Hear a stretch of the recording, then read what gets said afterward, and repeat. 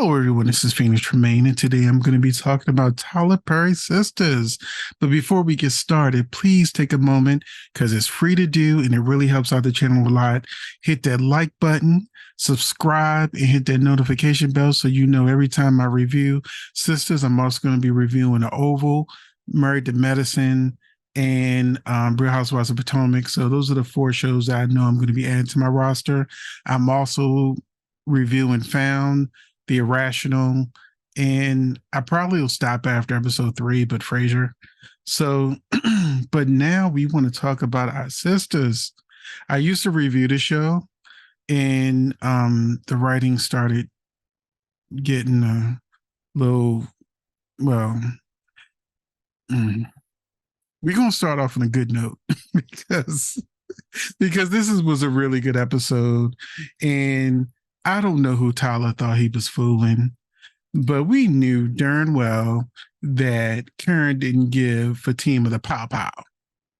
You can't say certain words on YouTube, so I'm just going to say pow pow, but you can clearly see the image. And yeah, it was all a daydream. The name of the episode is Daydreams, where Karen was just fantasizing what she wanted to do to Fatima.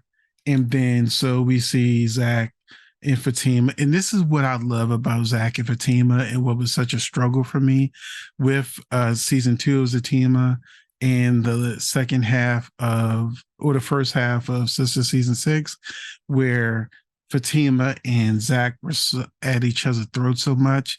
And I'm like, no, that's not why we fell in love with these characters and liked them so much that, Tyler was inspired to do a whole spinoff.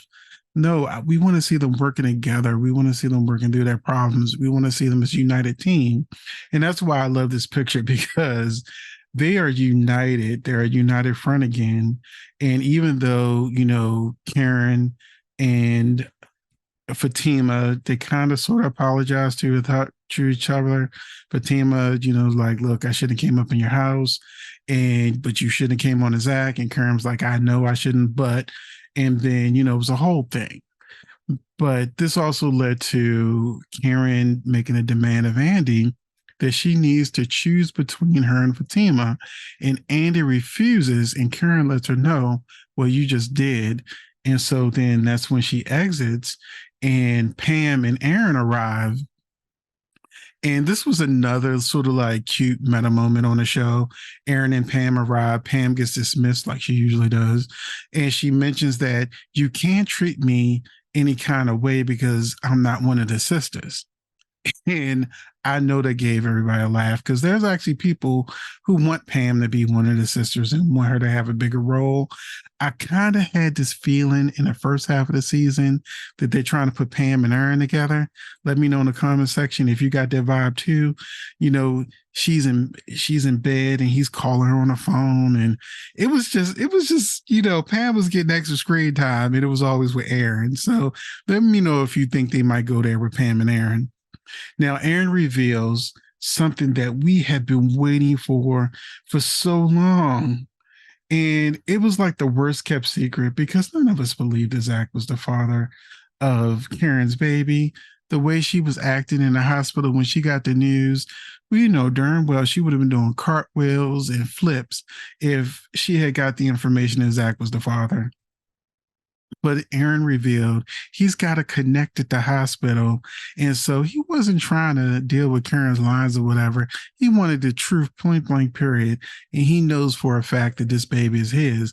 Sidebar. I don't think she'll actually go full term, because she's been pregnant for like 2 seasons, and she gonna be like season 10 still pregnant at this rate. Now, Sisters will be getting new writers. That's why I was looking at the credits carefully. Tyler Perry did write this episode, but DeVale Ellis, who plays Zack, revealed that they actually have a writer's room now, and these new writers actually even got rid of some characters. So yeah, I'm gonna talk about that in another video. But yeah, we're finally actually getting answers. Aaron is the father. I'm sure so many fans cheered that, that we got a definitive answer, hopefully. But with Fatima pregnant, I think Fatima's gonna be pregnant. That Karen's gonna lose the baby, and that's just gonna make them hate each other even more. Now he refuses to tell Andy who told him, but audience can let out a huge sigh of relief as the second fake out episode is revealed. We later learn that the test results sent to Fatima and Zack were fake. Now, Calvin and Sabrina are worried about Maurice, like who is lying and saying that he is the one who's planning everything along with Q, but the DA doesn't believe him. He tells Maurice that I'm trying to find that picture real quick. There's so many pictures for this episode, and I don't see it. But anyway, I'm just gonna go ahead and move forward. The DA basically doesn't believe Maurice. It says that he has no proof, and so he doesn't believe Maurice, who's actually lying. Here it is. So he doesn't believe in Maurice. Can I get a sidebar on this real quick?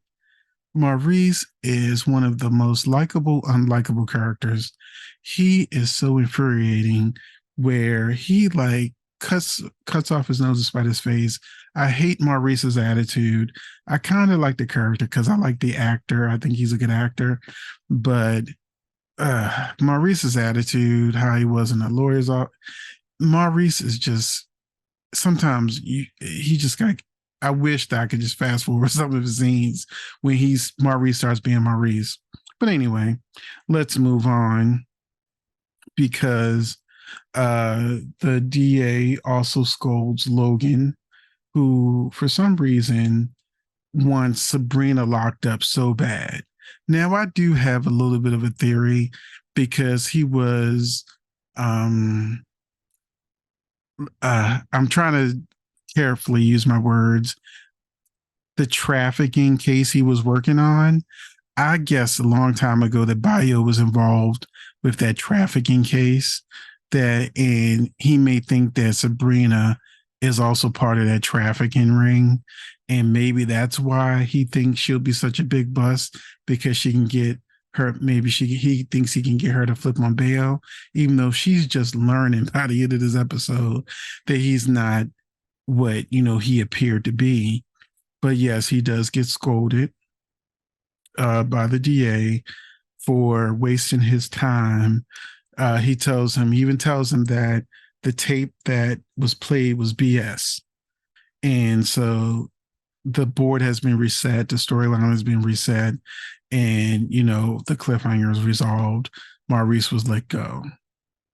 A worried Andy calls Danny at work to let her know they need to get everyone together so they can talk about Karen.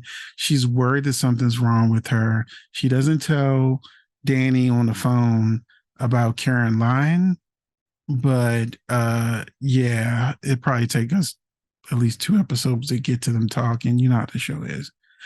But the other thing is Danny meets a coworker named Tony who has major stalker vibes, telling her the type of music she likes, naming all of her friends because he's been listening to her conversations when she's on the phone in her car.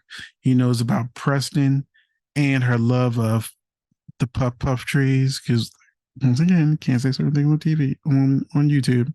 And he asked her out for drinks, even though she knows that Danny has a man. He still asks her out for drinks, which is crazy.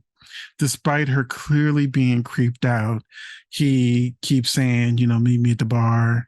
I'll be there till 10 or whatever he was saying. So I was getting really, really bad creeper vibes from him. You can look at the look on Danny's face. If a woman is giving you this look, you just leave. Just walk away. Clearly she's not interested. So, let it go. Let it go. Something else that needs to be let go of is Gary trying to convince Hayden to divorce his wife, Tamara, or to get an annulment from his wife, Tamara.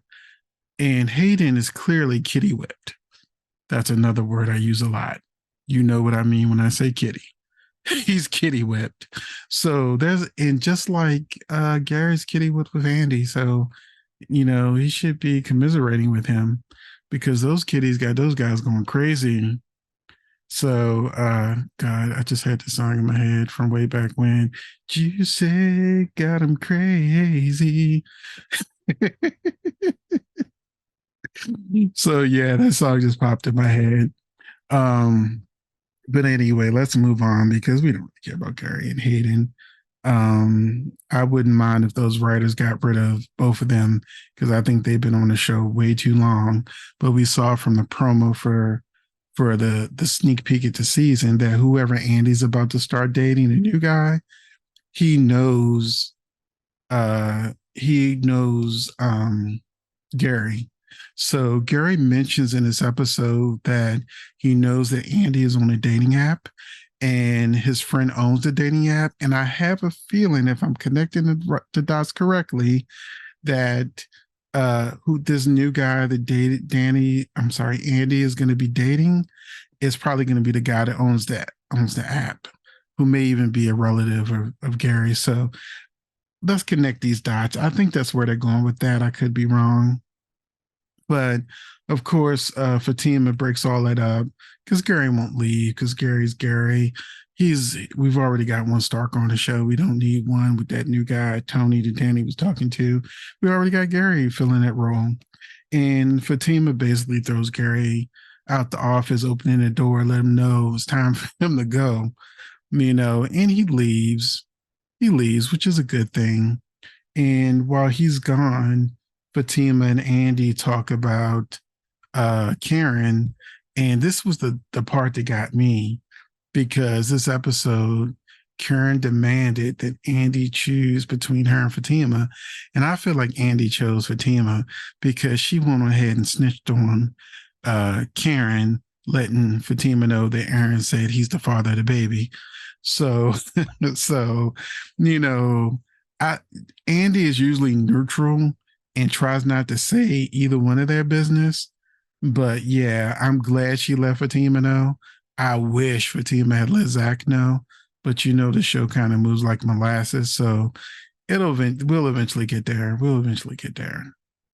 And when Fatima goes home to Zack, I don't have this picture when they're on the couch, so I'm gonna reuse this picture.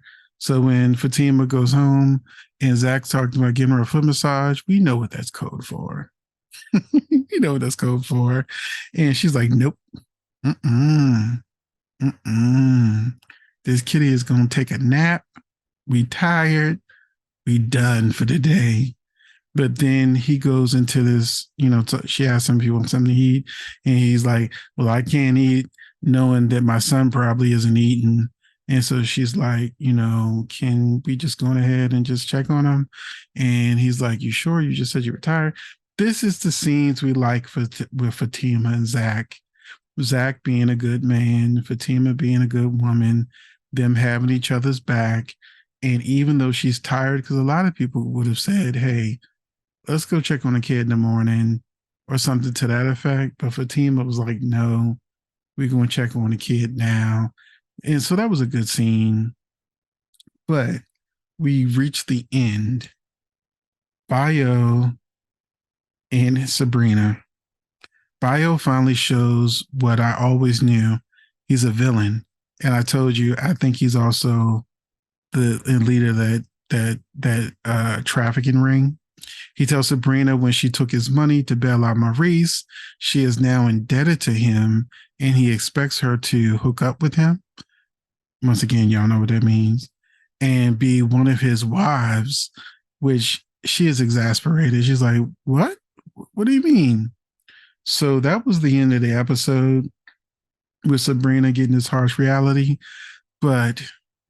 And I'm really a fan of Tyler Perry. I like most of his stuff. Not all of it, most of it. Hell, I gave up on the have and have nots probably 3 seasons before it finally ended. And then I just watched the last episode and called it a day. And it didn't, and that show didn't even resolve all of his stories. But that's Tyler Perry. That's Tyler Perry. That's why I'm glad. I think it was called "If Loving You Is Wrong" or something like that. And I'm glad I didn't watch that one because one, the bad acting kept me away from the show. But I know so many people complain that that show ended without resolving the cliffhangers or whatever was going on that show. So I'm glad I skipped it because I'd rather not be pissed. But Tyler has a tendency to cast dark skinned men as his villains. So when I saw that Bayo was dark, I said, oh, he a villain. Just like this guy, Tony, who's already acting stalkerish and creepy. I said, oh, he's dark skinned. He's a villain. He's a villain. Gary, dark skin. He's a villain. He's a villain. Now, Zack, he's not dark skin. He's sort of like brown skin, somewhere in the middle. Some people even consider him light skin. Of course, Calvin. Oops, I accidentally deleted that picture, but Calvin, light skin, Q, dark skin, and I'm like, even Andy, when she was with Robin, even though he was a little freaky, he was the good one, the light skinned one, and Gary was the dark skinned one. You know what I'm saying? Um, and Aaron, he's light, but I don't even know if he's considered a villain yet. You know what I'm saying?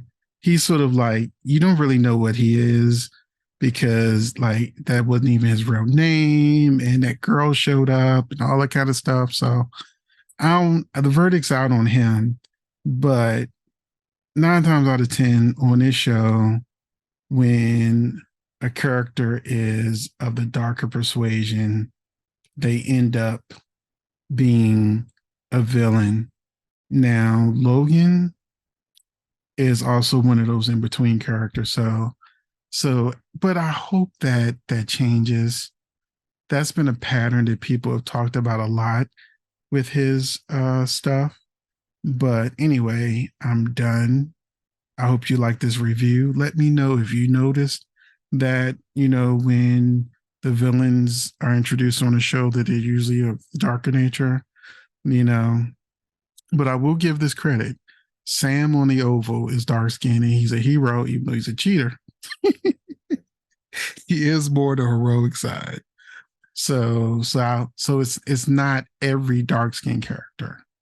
So that's it for this review. Hopefully you enjoyed it. I would love to see your comments in the comment section.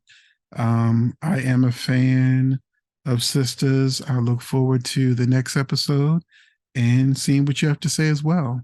Thanks for watching.